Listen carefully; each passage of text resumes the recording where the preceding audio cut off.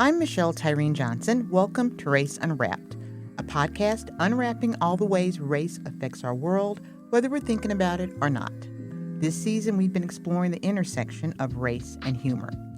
On this episode, we talk with stand-up comedian Keith McGill, who sits at a lot of intersections, maybe even a train track or two.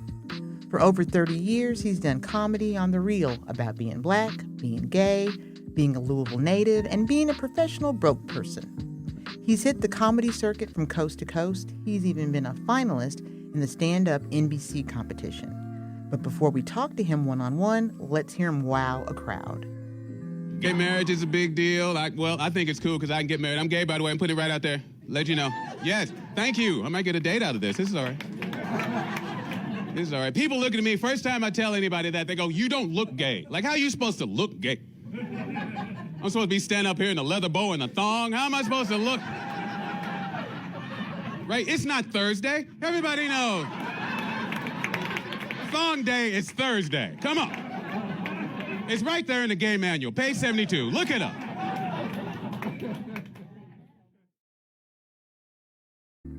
Welcome to Race Unwrapped. I'm Michelle Tyreen Johnson. Today, we're talking to funny man Keith McGill. That's part of his email address, so it's got to be true, right? That, plus he makes his living doing stand-up nationally in comedy clubs. And he gets those sweet corporate gigs like getting paid to make him laugh on cruise ships. And he's my kindred spirit in talking about the humor you can only find at a black funeral. Keith McGill, comedian, funny man, as your social media contact information says. So tell me a little bit about you as a comedian. How long have you been doing this? How'd you get into it? I have been a comedian for over 30 years. I just thought about it the other day. I started maybe when I was 25 or 26 years old. I got into it because a lot of comedians will tell you this. I got into it because I was the class clown. I was the funny one in the room. I was the guy you didn't want to sit next to at a meeting because I was saying snide, hilarious comments, and then I would act like I hadn't said anything. Like, what are you talking about? I don't know what's wrong with her. I don't know why she's laughing. But I saw an ad for the Comedy Caravan not downtown, but at Mid-City Mall, and they were having a comedy contest. I said, well, I can win this comedy contest. I'm funnier than all of these people. It did not work out that way. I got like one laugh. I was like, that's it. I'm on my way to Hollywood. Somebody move out of my way. So I just kept doing it, and I got better at it. And what's great about stand-up for me is that if something's bothering me or something I want to comment on or something happening in my life I want to talk about, I can talk about it on stage. That's just really fortunate for me. I totally get that. I always say that that's my thing as a playwright. That as in my regular job, I can't say whatever I want, but if my character says it in a play, it wasn't me. And Right. I don't know what you're talking about. That was Susan, it's right. That's a right. 30-year-old white woman who lives in Detroit. That's not me. That wasn't me. Right, exactly. So I can imagine how therapeutic comedy must be, and which is why I thought you'd be the perfect person to talk to on this theme I'm talking about on my podcast this season on race and in comedy, or race and humor. And for you, comedy is how you make your bones, but humor is something that's all throughout your life too. So what do you think? Is humor in comedy a way that you deal with being, let's just be honest, a black man in America? Yes. Yes, I do. On stage a lot, especially if I'm in a town. When I first started traveling as a comedian, I would go to predominantly white small towns, and I'd be in the middle of the small town and I'd start talking and doing my show, and people were just like really quiet, and I'm like, this is really funny, I don't know why you're not laughing. And I realized, oh wait, I didn't acknowledge that I'm black, Mm. so that everybody can breathe. Okay, he knows he's black, we can listen now. Tell And me about that. What do you mean? What do you mean exactly by that? so I I think I know what you mean, but what do you think so that I means? would get up on stage and be like, hi, how's everybody? So, I'm whatever age I am, and this is happened, blah blah blah, and they'd be like, nothing, and I would get up and, hey, how you doing? I'm the black guy in town today. Ah, ha, ha, uproarious laughter, Ah, and then they'd mm-hmm. be like, okay, you know that you're the only black guy. We don't have to feel weird because you know you're the only black guy, and you're cool with that. Not our fault, not your fault. Now what else you got to say? Like I just had to let the air out of that balloon. That makes so much sense to me. I mean, it's sort of like why I'm not a big fan of the whole concept of colorblind casting, because next to someone's gender, I think someone's race is the like immediate thing that someone clocks. So if you're gonna mix it and match it, that's cool. Just be ready for people to have a pause as they're seeing the narrative unfold. Exactly. I think it's more because I also direct and have written a couple of plays, and I think it's more color conscious casting rather than color blind casting. Yes, I You love have to that. acknowledge who you've cast, not in such a way that it's like tonight, Little Red Riding Hood will be played by a black woman, but you have to. There has to be some acknowledgement of the culture that that person brings onto stage with them. So we can't just be like, hey, anybody can be anybody. Anybody can't be anybody. Yeah, but that Little Mermaid should be white. That's what I keep hearing. That's what I keep hearing. Little Mermaid is made up. Someone made that's not. Y'all need to pull back and look. But I did see, and I thought about this. I saw an all-white production of Once on This Island. Oh God, no. And I Make it thought, stop. that's No. beautiful that you want to do this play. It's a wonderful show, but the actual crux of the show is that she is darker than he is. That's Mm-hmm. the show. Yep. That's otherwise they'd be married now Mm-hmm. and have a lot of children. Mm-hmm. So you can't just switch that and say she's poor, he's rich. It's not what it's about. It's not about money. It's about race. It's about appearance. It's about a history of skin color and skin tone. Exactly. But, when folks love a good part, I can imagine they just think, well, can't we just wipe that away? I mean, I hope I live a long, long, long, healthy life. But even if I live to be 100, I don't want to see an all white Hamilton. It's like, do you realize that kind of goes against what Lin-Manuel Miranda was writing? So, Exactly. That's the whole point of the show. right. But you know how folks can be. Nobody wants to get left out, especially if we're addressing plays that address people who have or any narratives, books, um, anything where folks have been historically left out. So let's not try to have a new day where we have more opportunity to show different races. Let's keep it. But why can't more white people do this? There are a lot of shows for white people, most of them. So you can do those really great parts that it's like, well, it doesn't work if I do this. Right. So And Keith, I will do the parts, well, it doesn't work if you do this. exactly. It's not even all that hard. So Keith, I have a question that I wanted to ask you because I've never had the opportunity to ask this of someone who makes their living from telling jokes. What's the anatomy of a joke? Simplified, it's setup, punchline. You give the audience enough information so that when you say the funny part, they can put it into context. Like I have a joke where I say, I'm 58 years old. I'm already doing old guy stuff. The other day, this kid's baseball landed in my yard. I kept it. So you'd have to know that old people keep your stuff when it lands in your yard. Right. Right. I'm not giving this back. Right. If you don't know that, the joke doesn't make any sense. Right. So I have to Exactly. set up that I'm old enough to do old guy stuff. I have to set up, for example, here's this thing, right? So sometimes it's context I can put in. Sometimes it's context you have to come in the room with. Mm-hmm. So that's what makes the joke. You also have to know your audience. Right. So if I did that joke for somebody who doesn't understand keeping your baseball, who keeps a person's baseball? Mm-hmm. That seems mean. Just go to their house and ask for it. I went, oh yeah, you didn't grow up with that old guy. Okay, Right. okay, you don't know what I'm talking about. I have to admit, I had to pause because I'm from a hood where if anything landed in your yard, it was yours. Next. Right. That's what's up. That's what's up. That's why that joke works. Right. Exactly. Because that's what happens. And other people are bringing that context. I brought every block in my hood had a mean old lady. Every block. And so the people who get that had a mean old lady or a mean old man on their block. And you'd play in the alley behind the houses because that was the only place you could go. And you play in kickball and you get that playground ball that you got from, whatever discount store that was in that big basket, Mm-hmm. and you say, "All right, this is my playground ball forever," and then you kick it over there. It's like it's gone, dude. Exactly. And it does. So, I mean, which, keeps looping back to the topic of the discussion. So, how is it possible to tell a good black joke to an all white audience? It is because there's a lot more connectivity.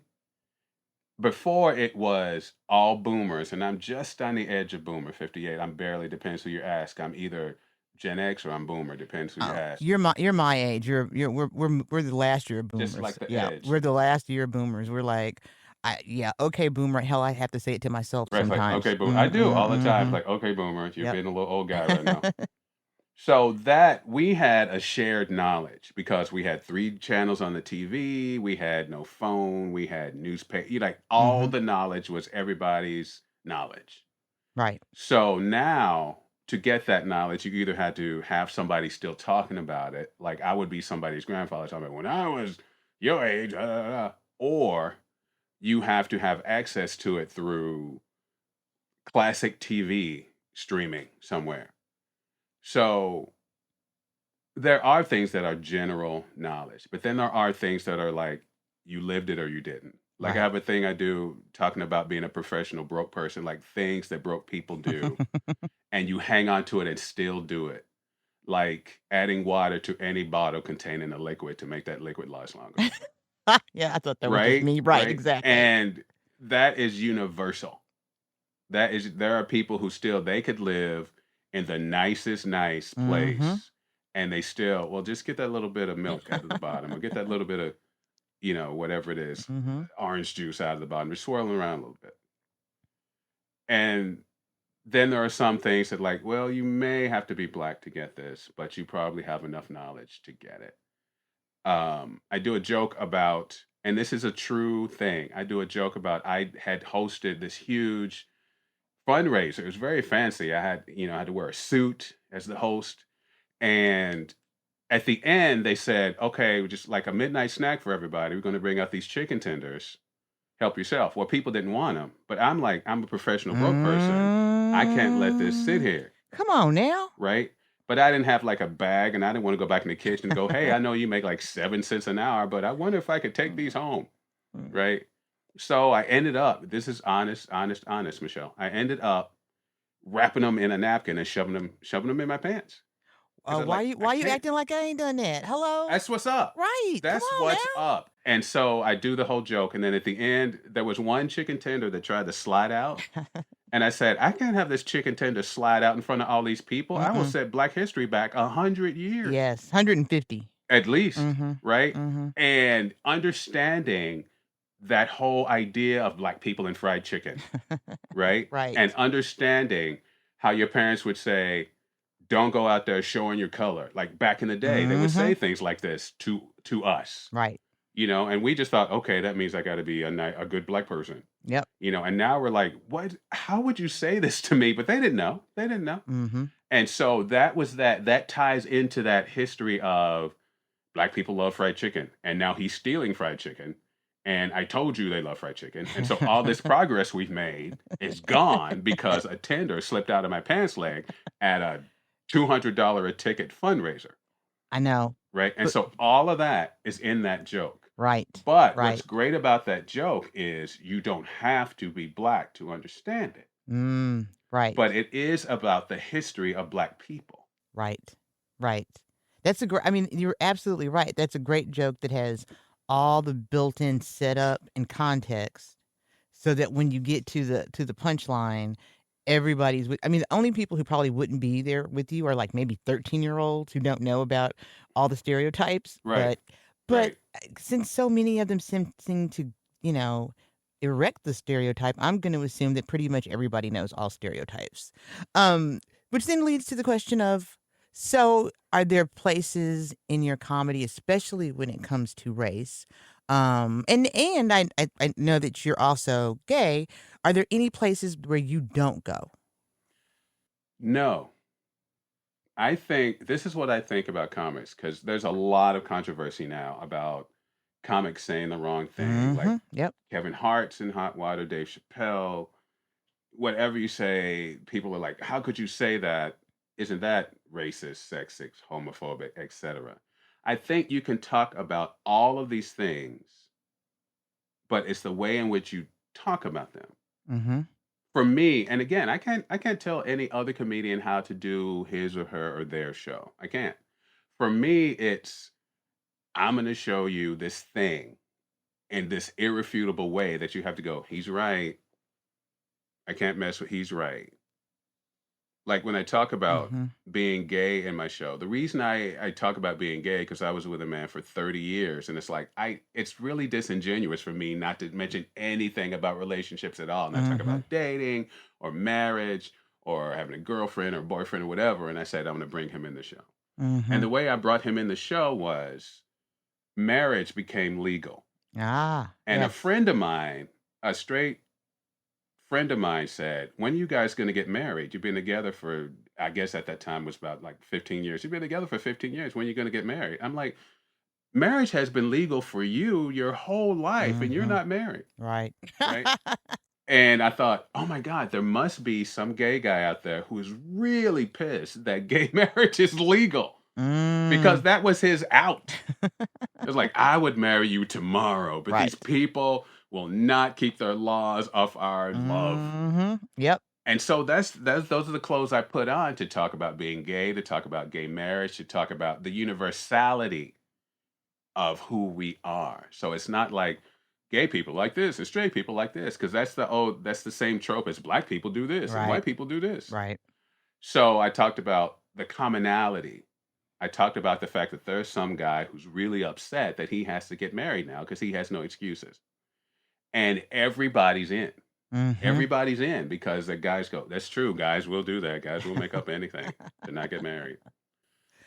Yes, exactly. I mean, we straight women know this, but exactly, exactly. So when I've heard of that, some variation of that joke about gay men, I'm like, yeah, yeah, my dudes, you're gonna have to start coming up with the great excuses that straight guys come up with. I think there's a seminar that everybody can go to. There's how not to get married in Exactly. 10 easy steps. Exactly. So when the 2020 protests, the George Floyd, Breonna Taylor protest happened, did that have to, I mean, granted it changed your comedy because there was a global pandemic that probably closed down comedy clubs, but that aside, did it alter how you designed a joke, what you chose to joke about or not joke about?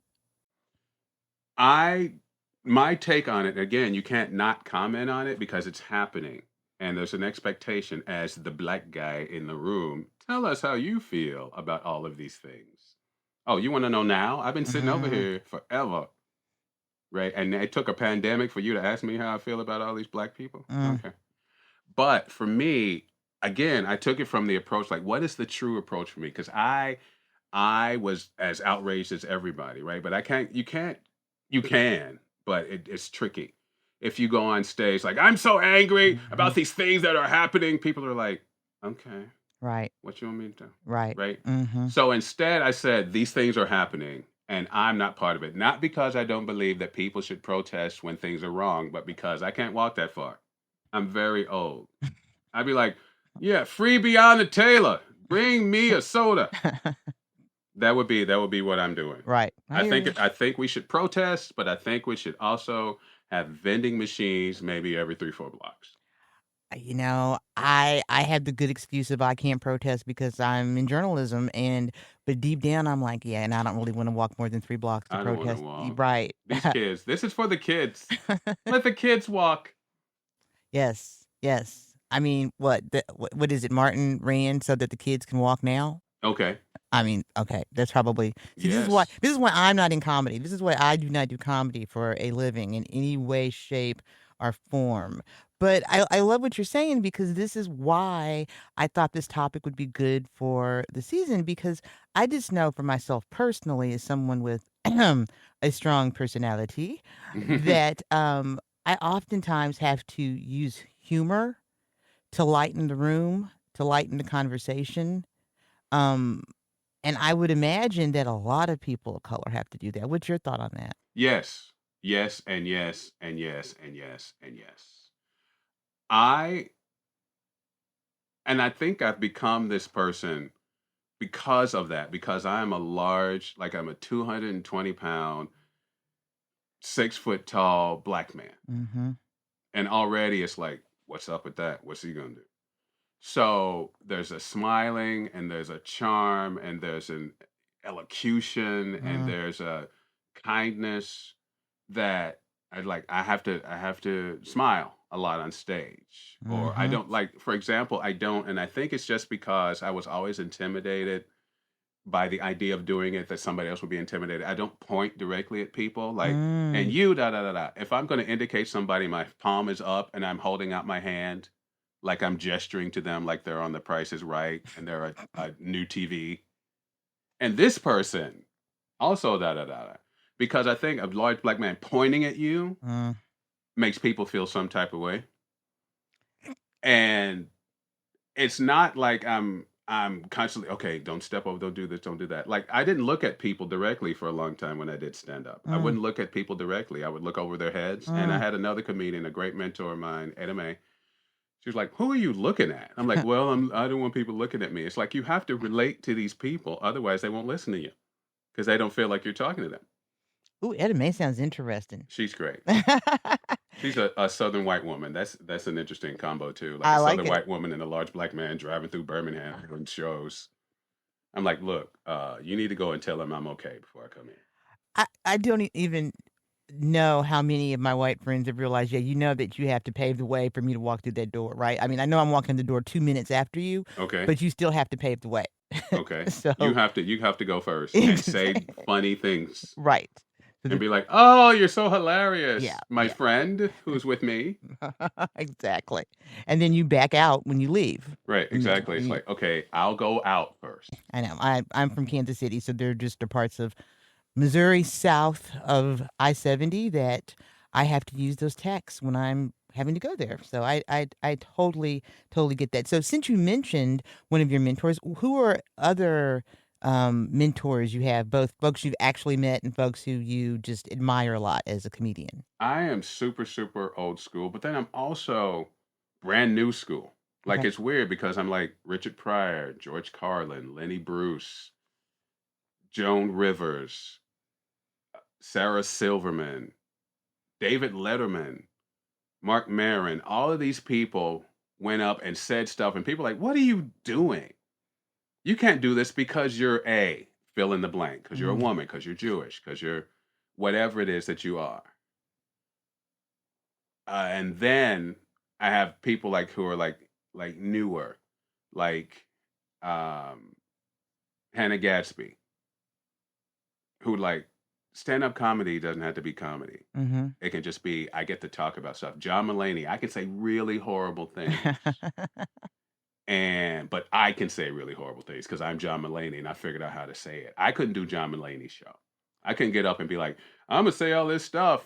People just be like, well, that's why are you what? Mm-hmm. Yeah, Right? But yeah. I can talk about being gay in tiny, tiny Kentucky town, and people be like, "Gay's all right with me. It's all right. This gay person, okay." I don't look at myself as like a poster boy for gay black people, Mm-hmm. but I feel like if I just get up there and like, look, I'm gonna do my jokes, and some of the jokes about my life, and my life is gay and black and 58 and Mm-hmm. then people go, all right, I don't know what I was so uptight about. I'm not saying I'm gonna like, unify the world, but I'm Right. saying, look, you can handle me, you can handle the rest of it. But don't you think that is a big part of it? I mean, I've been a lot of firsts that Yes, people have met. I'm sure you have. I'm sure every person of color has experienced that, right? yes, You know, being the first black fill in the blank that someone has met. yes, And and it's all about how you can relate. And so if someone sees a living person on stage, that's an actual body who's embodying something that they've only really heard about. yes. And that's why when I talk about being gay, I talk to the the largest white person in the front row. And he gets all of that. It's like, I'm going to talk to you directly about being a large gay black man. There's a lot of stuff that feels threatening to you that you not sure how you feel about. And I'm embodying all of that. Mm-hmm. Now you've listened to me for half an hour already and enjoyed it, or however long it is. And Mm-hmm. now it's the same person, but I'm also gay. Mm-hmm. But I also stalled a marriage like you have possibly done. Stalled. Right? So now we have that thing in common, Right. you know. And it's like we have it in common. Also, I'm broke. Oh, I'm broke too. Tell me more, gay black man. So then we can talk about that, right? Right. And Right. so then it's like, and this is how you change minds. I mean, I think we still need to protest. I think we still need to be like, oh, by the way, we're watching you all the time.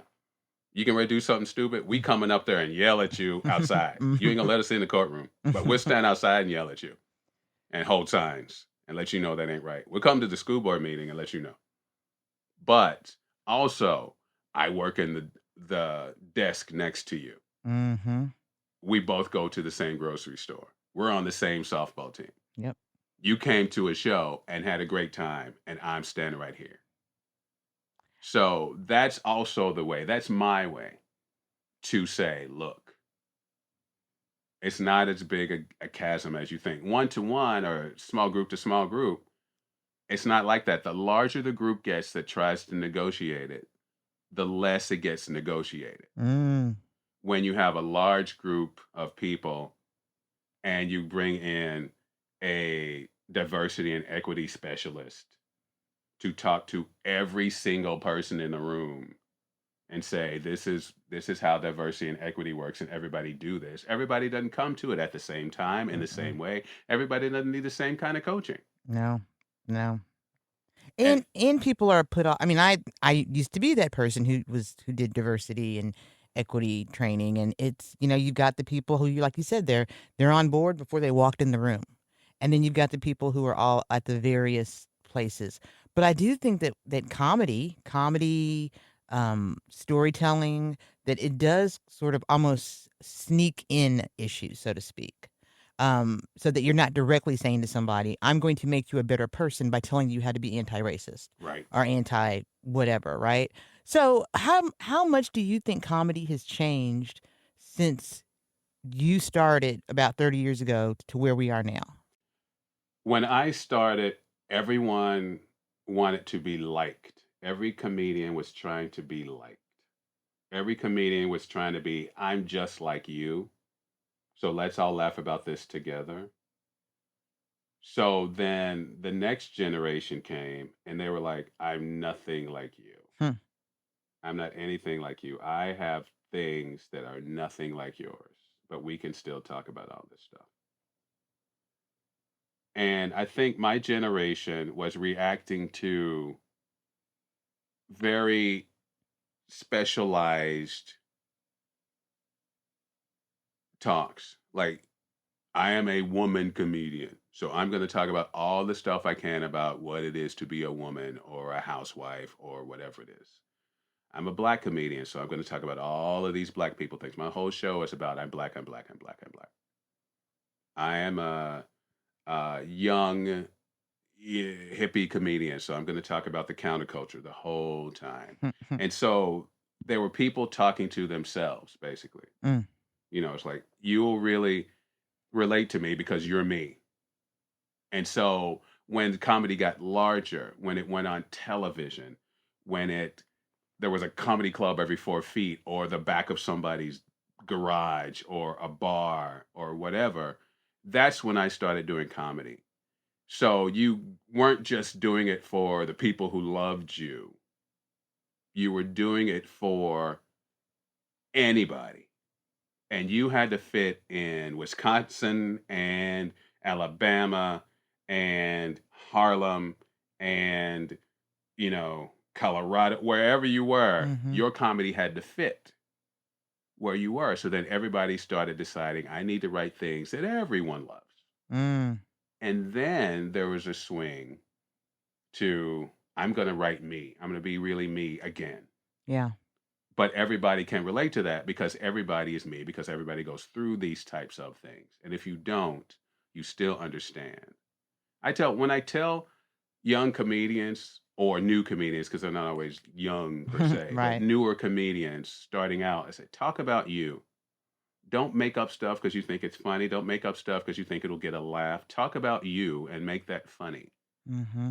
It will be much easier to make a situation funny if you've lived it than it will be to make up this thing and make up all the circumstances around it because you're just making work for yourself. You've already written the setup. You've already written the premise because you've lived the life. Now figure out what the punchline is and give it to us so that we can go, oh, that's his life, but it's also my life in a different way.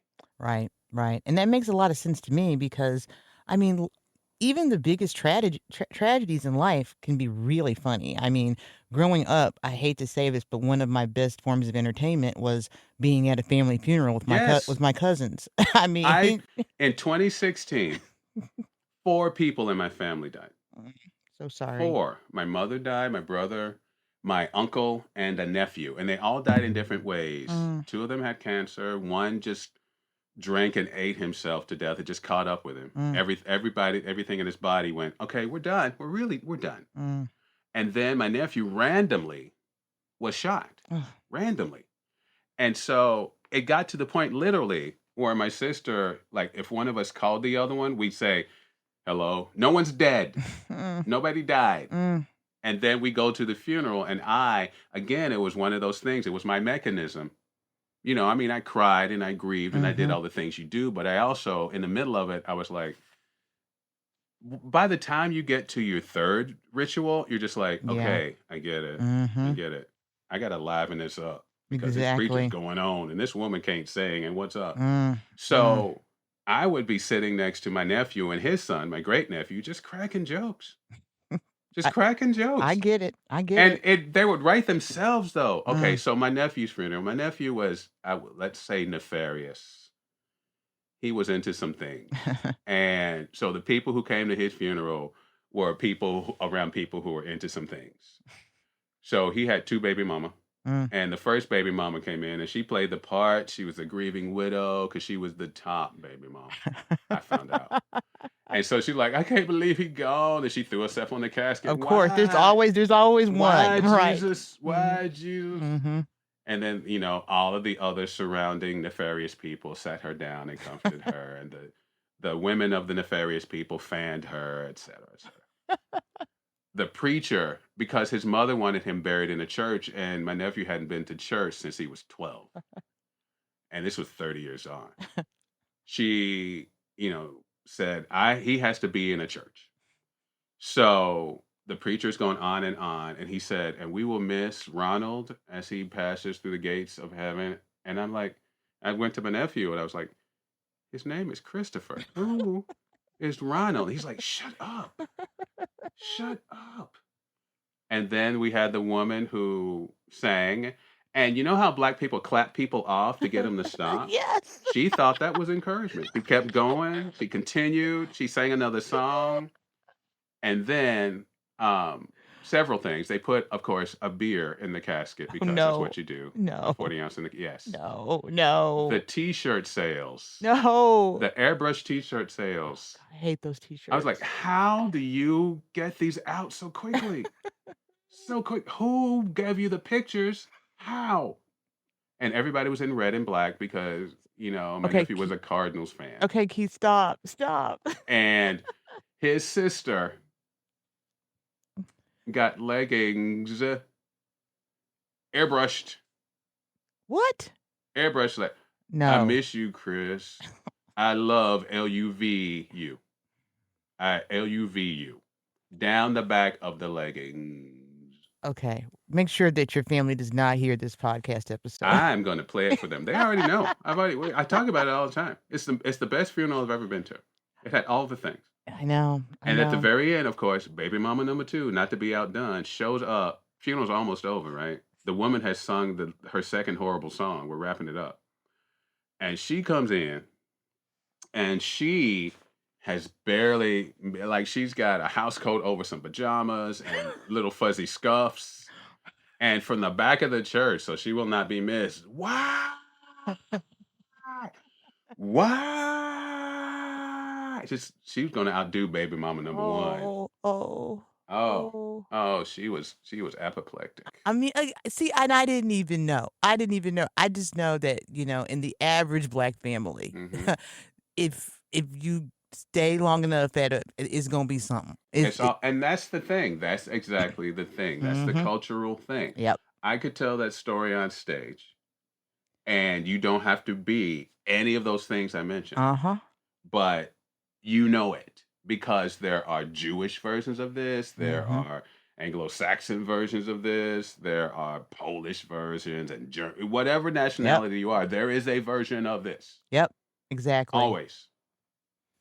Exactly. Well, I'm going to ask you one last question, Keith. And actually, I'm going to ask, it's a twofer.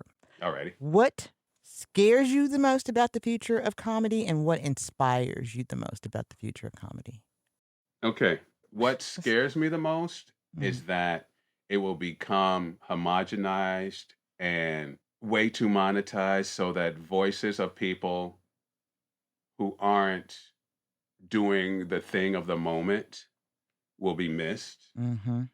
There are a lot of, and no shade, but I have seen several Instagram famous comedians and they get hundreds of people in and they got nothing. Mm. There's a comic, and honestly, a friend of mine, Holly Lene, was working with this guy, Matt Matthews. And I was like, well, he's an Instagram comedian. How funny can he be? He was hilarious. He was so hilarious. But there's a certain jade that I have about that because I've also worked with Instagram comedians who don't have material because that's where the work is. Like for me, it's like I didn't have Instagram. If I'd had it, maybe who knows. Mm-hmm. But I had to be funny a club at a time, a Mm. manager at a time, an Yep. owner at a time, a customer at a time, and build that. And now it works in reverse because of the generation we have. The Mm-hmm. generation we have is you're funny for a minute. Literally, you're funny for 1 minute and you're funny consistently for 1 minute. Mm-hmm. That means you must be funny for 45 minutes. We'll just string 45 of those 1 minutes together. Mm. And sometimes they try to do that and you go, that's not live comedy. Live comedy has a narrative. Live Right. comedy has A flow. a flow. Mhm. Yes, Yep. yes. Yep. So that's the biggest thing is that is going to shift what I feel like is the truest form of comedy, which is being able to stand up in front of a room full of people, whoever those people are, and be able to pull them to you. And by the time everybody leaves, it's like we are all on the same page about some issues of life. Mm. So then what inspires you? What inspires me is, ironically, the same thing. Mm. Because if you are saying something important on stage, it doesn't just stay in the club or the bar or the theater if you're lucky enough to say it in. The world gets to hear how important it is what you're saying. That's a dual-edged sword, of course, because if you say something ridiculous, the world gets to hear that. Mm-hmm. I look at Chris Rock's latest special, who he is a guy who is definitely for me an inspiration Mm-hmm. because he is always telling the truth on stage. Monique is another one. Yeah.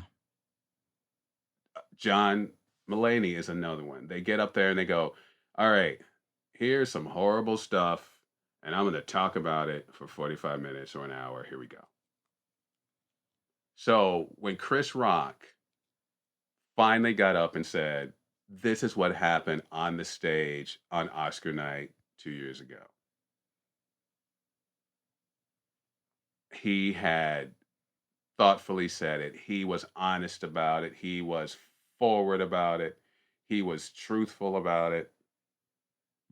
And everyone got to see that. Everyone got to see that It doesn't have to be retaliatory. It's just commenting on this, what happened to me, and this is what I feel like it means. Because he talked about one of the things is that our parents would say to us, don't fight in front of white people Yep. Yep. because of what that does Mm-hmm. to the entire race of people, an Yeah. entire culture. Yeah. It's judged by the moment where two black people fight. And when Will Smith hit Chris Rock in the face, that's the first thing I thought of. Yeah.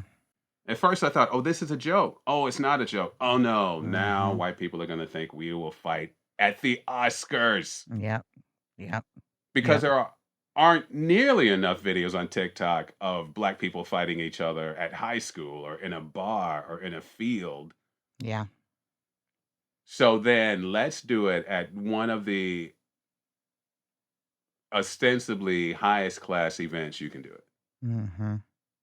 And so it's like, now I'm going to have to black-splain, Yeah. right? Yeah. I It's know. like, I had to do it too. yeah, it'd be like, Mm-hmm. look, I didn't like it either. I didn't think any of this should happen. I think Chris Rock did exactly what he needed to do, was just get on with the show. That's exactly what he needed to do.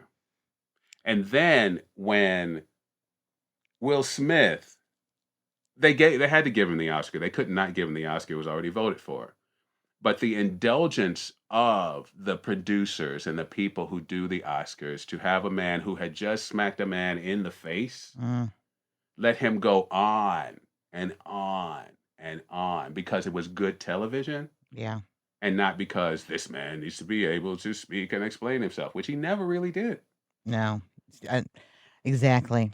And so when Chris Rock commented on all of that, I was like, thank you, because you're the one who needs to do it.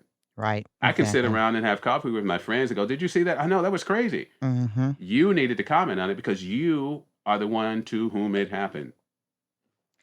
And you're the one who needs to comment on it. It's not anybody else's to comment on. So, Keith, as we close this out, is there a joke you want to say as something you can't say on stage, but that you're willing to have be, included in a podcast? The podcast audience. Yes. I guess I don't have to. It doesn't have to be that high a challenge. Is there a I was good? going to say, wow, this is not pressure. I know it doesn't have to be. Is but there a joke you've been saving for everyone? Here we go. It's not one that I don't say on stage because I do, but it's a very hairy subject. So this man I was with for 30 years, he died. So And sorry. thank you. And when I say that, people are like, "Oh no, sympathy, sympathy." I'm like, "No, it's fine. It's fine. I've had some really wonderful discoveries I didn't think I would have. For example, I have been loading the dishwasher just fine for 30 years. And just talking about the death of a person on stage is a very tricky thing to navigate Mm-hmm. because you have to give the audience time to be sad, take it in, but not so much time that they get stuck there. Right. Right. And when I finally figured that out and did this joke, and when I say I finally, I realized loading the dishwasher for 30 years, I was doing that just fine. There's this huge relief valve that happens. Like, okay, he's okay, so we can be okay. So it's all right for us to laugh at this. Mm-hmm. And that for me is why I do comedy. I do comedy just like you write plays. It's like, this is happening. I'm going to put it in art. And the other thing is, we talked about this a little bit, putting it in art helps people hear it better. Yes. You write a song about it, you write a play about it, you do a joke about it. And people's like, oh, while the side of my brain that is being entertained is working, the side of my brain that is processing and understanding is also working. So I can process what it's like to be you and still take it in a certain way. And that is a perfect note to end this on. Thank you so much, Keith McGill, local Louisville national comedian extraordinaire. I appreciate you having this discussion with me. This was so great. I appreciate you having me here in your studio. Very nice. Yes, it Other is. studios have snacks. You might want to work that out. I think there's some saltines that are a little bit stale because they're from Are they 2019. premium? Because I don't want no Zesta. I'm a professional broke person. I've had enough Zesta. I'll see if I can find something for you, Thank Dave. you. That was professional stand-up comedian and Louisville native Keith McGill dropping some great and funny knowledge about how comedy can be used to talk about difficult things like race, and cracking on how Louisville public media needs to up its snack game for visitors. And I'm sad because this is the last episode this season, and a great season it's been. Let me know what you thought about it. Leave me a review in your podcast app or send me an email at raceunwrapped@lpm.org. You can even let me know what you think we should cover next season. And remember, these conversations happen because of you. Please consider supporting the podcast at lpm.org/raceunwrapped. It's okay if you're a professional broke person like Keith. Every little bit helps. That's it for Season 3. I'm Michelle Tyreen Johnson. Thanks for listening to Race Unwrapped. Race Unwrapped is produced by Michelle Tyreen Johnson for Louisville Public Media. Our senior producer is Laura Ellis. Audio engineering by Eric Matthews and me, Alex Biscardi. Music by Allison Cross. For more information, to contact us, or to support Race Unwrapped, visit lpm.org/raceunwrapped.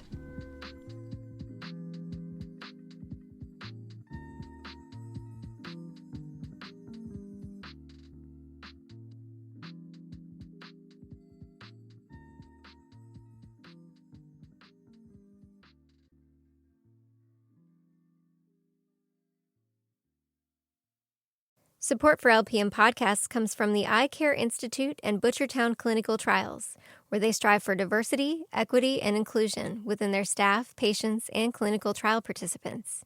To learn more, visit butchertown.clinic.